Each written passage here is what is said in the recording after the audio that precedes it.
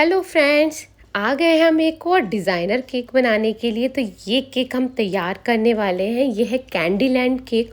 बहुत सुंदर लगता है, बहुत ट्रेंडिंग है, बच्चों को बहुत पसंद आता है। और ये मैंने एक बर्थडे गर्ल के लिए तैयार किया था। बहुत प्यारा केक ये लगता है।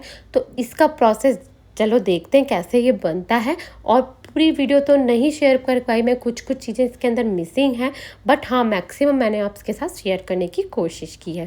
देखिए इसका फाइनल लुक कितना बढ़िया लग रहा है ना। तो चलिए स्टार्ट करते हैं वीडियो को। तो सबसे पहले केक्सिकल्स बनाने वाले हैं। तो उसके लिए मैंने यहाँ डार्क कंपाउंड चॉकलेट ले ली है और उसको हमें मेल्ट करना है। मेल्ट आप माइक्रोवेव में कर सकते हैं या वो डबल बॉयलर मेथड से, किसी से भी आपको मेल्ट कर लेना। मेल्ट करने का देखिए इस तरीके की कंसिस्टेंसी आपकी आ जानी चाहिए, इतना ही आपको मेल्ट करना है। और देखिए मेल्ट करने के बाद एकदम शाइनी से ये बनकर तैयार हो जाएगी। और अगर आप चाहे तो हल्का सा ऑयल भी ऐड कर सकते हैं और शाइन के लिए, पर मुझे एकदम परफेक्ट लग रहा था। फिर मैंने ये पॉप्सिकल्स वाले मोल्ड ले लिए हैं।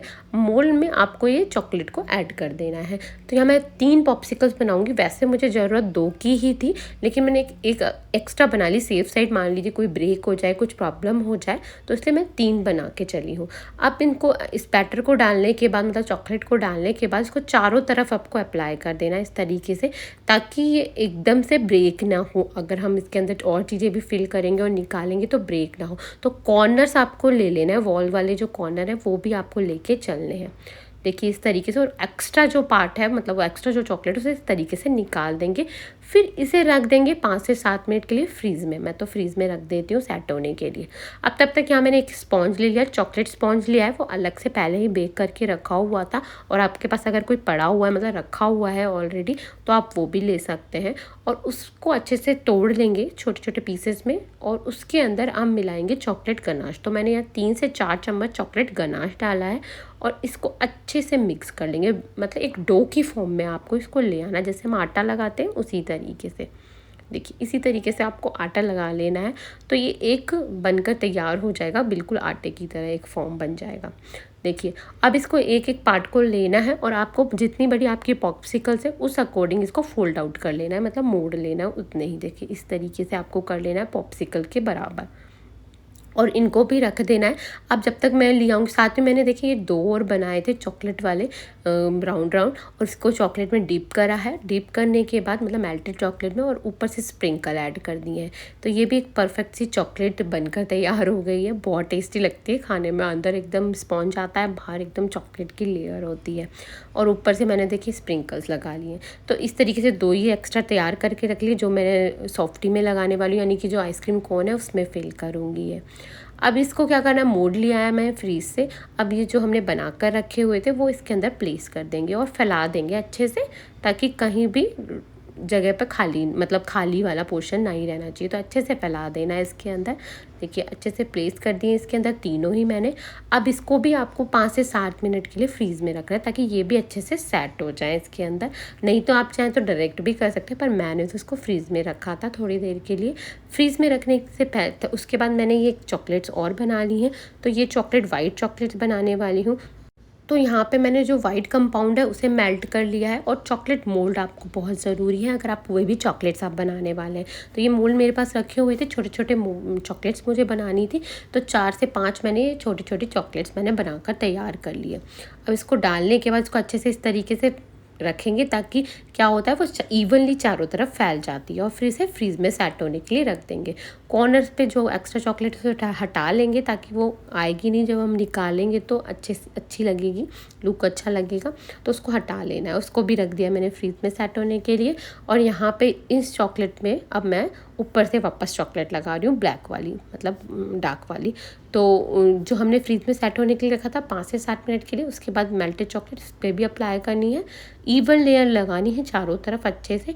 और जो भी एक्स्ट्रा आपको लग रहा है वो उसको रिमूव कर लेना है, ताकि जब हम इसको डीमोल्ड करें ना तो वो गंदा सा न लगे वो पार्ट।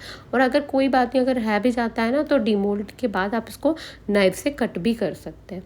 बट मैंने तो हटा लिया जो भी एक्स्ट्रा पोर्शन मुझे लग रहा था। और इसको भी अब फिर 5 से 7 मिनट के लिए फ्रीज में रखना है, ताकि एकदम बढ़िया से सेट हो जाएंगी। फिर उसके बाद आप इसको निकाल के आसानी से अपने केक में प्लेस कर सकते हैं। और आप चाहें तो हल्का सा white chocolate, melted white chocolate को इस पे डाल के और ऊपर से स्प्रिंकल इसके ऊपर ऐड कर दीजिए, एकदम बढ़िया सा लुक आता है इसका।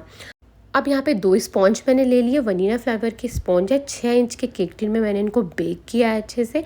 और इसकी जो हम कटिंग कर लेते हैं, तो ऊपर का पोर्शन मैं हटा दूँगी जो कैरमलाइज़ वाला है, अच्छा नहीं लगता है, ताकि सोकिंग बहुत अच्छे से हो जाए। और फिर इसके 2 पार्ट में मैं कट करूँगी। मैं नॉर्मली जो 1 केजी का टॉल केक अगर बनाना होता है तो 2 पार्ट्स में उसको कट करती हूँ। 6-6 इंच के केक टिन में उसको बेक करती हूँ, तो बहुत अच्छी हाइट भी आ जाती है और एकदम 1 केजी से भी ज़्यादा का केक बनकर तैयार होता है। सिमिलरली मैंने दूसरे स्पॉन्ज को भी इसी तरीके से कट कर लिया है। ऊपर से कैरमलाइज पोर्शन हटा दिया है, नीचे का भी हटा दूंगी ताकि सोकिंग अच्छे से हो जाए। और फिर बीच में से कट कर देंगे। देखिए कितना अच्छा बेक हुआ है ना केक, बहुत अच्छा बेक होता है। आप स्क्रैच की रेसिपी ट्राई करेंगे तो वो भी एकदम परफेक्ट रहती है। तो देखिए बहुत स्पॉन्जी और परफेक्टली केक बेक हुआ है। इसको आप साइड पे रखते हैं। देखिए, तो सबसे पहले मैंने गनाश अप्लाई किया, क्योंकि थोड़ा सा दूर जाना था केक, तो गनाश नीचे अप्लाई कर लो तो केक एकदम स्टेबल रहता है। अब यहाँ पाइनएप्पल फ्लेवर का केक है, तो मैंने क्या किया है, पानी के अंदर पाइनएप्पल का क्रश मिला लिया है और उससे इसकी सोकिंग की है। मैं वनीला फ्लेवर का स्पॉन्ज रखती हूँ, कोई भी उसके पाइनएप्पल एसेंस नहीं डालती हूँ। नॉर्मल वनीला फ्लेवर का स्पॉन्ज है, सिर्फ इस तरीके से सोकिंग करती हूँ ताकि हल्का हल्का जो पोर्शन है पाइनएप्पल एसेंस का वो इसके अंदर ऐड हो जाए। ऊपर से मैंने यहाँ पे क्रीम अप्लाई किया। क्रीम के अंदर मैंने पाइनएप्पल का इमल्शन ऐड किया, एसेंस नहीं ऐड किया। इमल्शन से हल्का सा येलोइश कलर भी आ जाता है और बहुत टेस्टी लगता है। एक बार आप ट्राई कीजिएगा, मैं तो सारे केक ऐसे ही बनाती हूँ। अब इसको अप्लाई करने के बाद चारों तरफ से अच्छे से देखिए इस तरीके से स्मूथ करके कैविटीज़ भी बना ली है। और उसके अंदर मैंने ये कंपोट ऐड किया, तो पाइनएप्पल कंपोट मैं इसके अंदर डाल रही हूँ। 3 से 4 चम्मच भर भर के आप डालिएगा, ताकि एकदम हर बाइट में जो है फ्लेवर आना चाहिए कस्टमर को। तो देखिए बहुत अच्छे से डाल दिया है। सिमिलरली इसके ऊपर मैं थोड़ी सी क्रीम लगाऊंगी, देखिए इस तरीके से, ताकि जो स्पॉन्ज हम रखने वाले हैं वो स्टेबल हो जाए, रुक जाए वहीं पे। देखिए इस तरीके से उल्टा करके मैंने स्पॉन्ज रख दिया है। अब क्या करना है, सबसे पहले इसको लॉक करना है। तो लॉक करने के लिए यहाँ पे मैंने कॉर्नर्स पे मैं क्रीम लगाने वाली हूँ, ताकि जो हमारी लेयर है वो वहीं पे टिकी रहेगी, अब इधर उधर नहीं भागेगी। और उसको पैलेट नाइफ से स्मूथ कर लेंगे। तो इस तरीके साथ के साथ क्रम कोटिंग भी होती रहती है और केक भी बनता रहता है, मतलब लेयरिंग भी होती रहती है।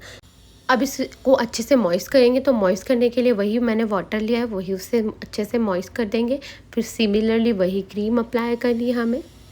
आप चाहे तो पैलेट नाइफ से भी अप्लाई कर सकते हैं, पर मुझे बेस्ट रहता है कि इस तरीके से अप्लाई करना। कभी कभी जल्दी होता है तो मैं पैलेट नाइफ से भी कर देती हूँ, पर जब मेरे पास टाइम होता है ना, तो मैं इसी तरीके से पाइपिंग बैग से अप्लाई करती हूँ, तो एकदम इवन लेयर आती है। देखिए फिर कैविटी बना दी है। कैविटी बनाना बहुत ज़रूरी होता है, उससे क्या होता है, जो आपने पाइनएप्पल का जो कंपोट डालने वाले थे वो बाहर नहीं निकलता, या फिर आप कोई क्रश डालने वाले होते हैं तो वो भी बाहर नहीं निकलता है इस तरीके से। फिर इस तरीके से थोड़ी सी क्रीम लगा दी है, ऊपर से न्यू लेयर रख दी है और इसी तरीके से लॉक कर दिया है। वापस से सिमिलर पैटर्न, थोड़ा फास्ट स्पीड में मैं आपको दिखा रही हूँ, सेम पैटर्न है। और साथ के साथ क्रम भी कोट भी करते जा रहे हैं, क्रम कोट भी।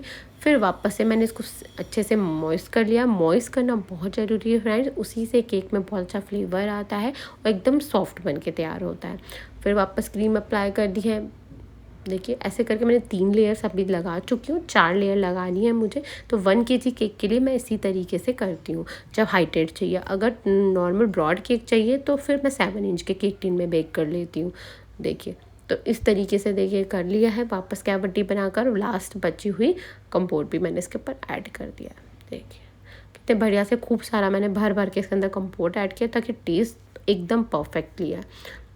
ऊपर से लास्ट वाली लेयर लगा दी। जो नीचे नीचे वाली लेयर होती है ना, वो आप लास्ट में रखा करें, तो ऊपर से जो सिमेट्री आती है केक की, एकदम परफेक्टली बनता है।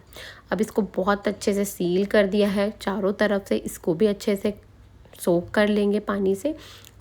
देखिए फ्रेंड्स, कई लोग दूध से भी सोक करते हैं, आप चाहे तो दूध से भी सोक कर सकते हैं, लेकिन मैं ये मानती हूँ कि फ्रूट केक हो, जैसे पाइनएप्पल हो या ब्लूबेरी हो, तो उसमें पानी के अंदर उनका क्रश मिलाकर अप्लाई करके ज़्यादा बेस्ट रहता है। अब इसको अच्छे से क्रम कोट कर देंगे। देखिए इसी तरीके से सिमिलरली, और पतली लेयर हमें क्रम कोट की रखनी, ज़्यादा मोटी लेयर नहीं रखनी है। तो उसके लिए आपको स्क्रैपर से इसको अच्छे से कर देना है, तो एकदम बढ़िया से ये स्मूथ हो जाएगा।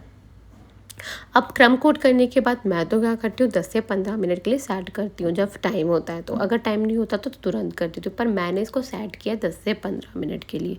अब यहाँ मेरे को क्रीम की लेयर लगानी थी कम, तो मैंने क्या किया, पिंक कलर की एक क्रीम ली है, उसको पाइपिंग बैग में फिल किया है। पाइपिंग बैग में डालकर छोटा कट आपको लगाना है जब भी आपको क्रीम की लेयर कम लगानी होती है तो इस तरीके से अप्लाई करना है। वैसे भी हम लोगों के पास लोग इसीलिए ही आते हैं कि क्रीम की कम लेयर लगाई जाए, तो छोटा कट ही रखना है और फिर इस तरीके से अप्लाई करते जाना है। इससे क्या होगा, चारों तरफ इवन लेयर आएगी, एकदम परफेक्ट लेयर आएगी और एकदम बढ़िया स्मूथ हो जाएगा।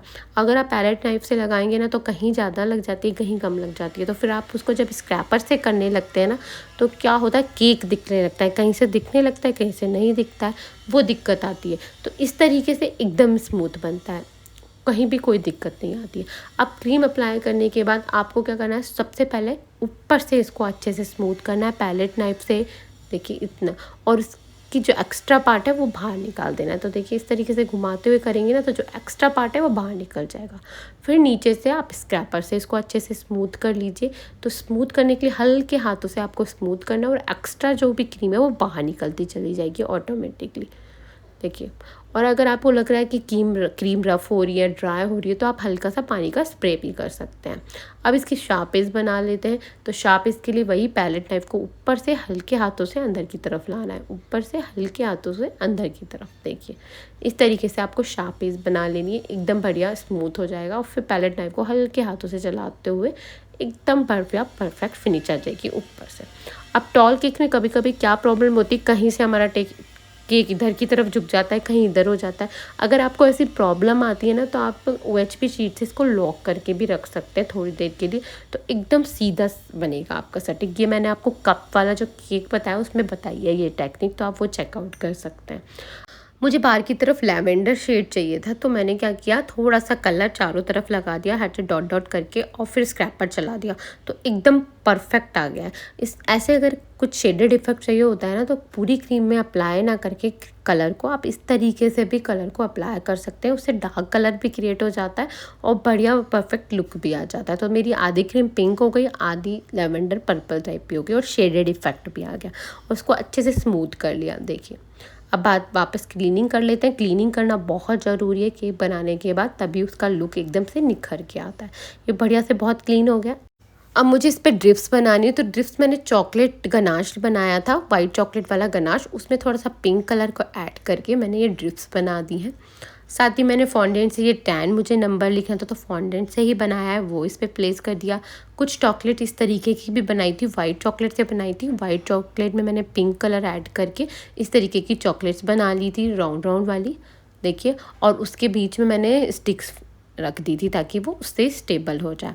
और देखिए बहुत बढ़िया से सारे मैंने प्लेस कर दिए। ये कितना सुंदर सा लुक आ रहा है ना। इसी के बाद देखिए अब ये मैंने एक कपकेक बनाया था, वो भी इसके ऊपर प्लेस कर दिया है। उस पर थोड़ी सी स्प्रिंकल मैं इसके ऊपर ऐड कर दूंगी। तो ये सारी चीज़ें कैंडी लैंड केक में ज़रूरी होती है। जैसे कपकेक बना लीजिए, उस पर अच्छे से स्प्रिंकल डाल दीजिए। और ये जो केक सिकल्स हमने बना कर रखी थी वो भी इसके ऊपर ऐड कर दी हैं। देखिए साथ ही में ये आइसक्रीम कोन मैंने ली थी, मतलब जो मैंने राउंड राउंड बनाए थे ना चॉकलेट वाले, वो इसके अंदर डाल दिए आइसक्रीम कोन के अंदर। ये चारों तरफ चॉकलेट, जो छोटी छोटी चॉकलेट्स बनाई थी वाइट वाली, वो भी ऐड कर दी हैं। इस तरीके एक जो आइसक्रीम कोन है वो इधर भी प्लेस कर दिए, नाम लिख दिया। और ये रेडी हो गया हमारा सुंदर सा कैंडी लैंड केक।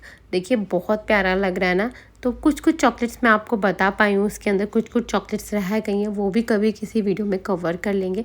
और तो फ्रेंड्स कैसा लगा आपको ये केक? क्लाइंट को तो बहुत ज़्यादा पसंद आई, इवन बर्थडे गर्ल को भी बहुत ज़्यादा पसंद आया। अगर फ्रेंड्स आपको वीडियो अच्छा लगा, इन्फॉर्मेटिव लगा है तो प्लीज़ कमेंट कीजिएगा, लाइक कीजिएगा, शेयर कीजिएगा और सब्सक्राइब ज़रूर कर लीजिएगा। और ऐसी ही आपको रेसिपी या ऐसे ही आपको केक्स चाहिए आगे तो प्लीज़ फॉलो करके ज़रूर रख लीजिएगा। नेक्स्ट मिलते हैं कुछ अच्छे से केक के साथ। Thanks for watching, bye bye.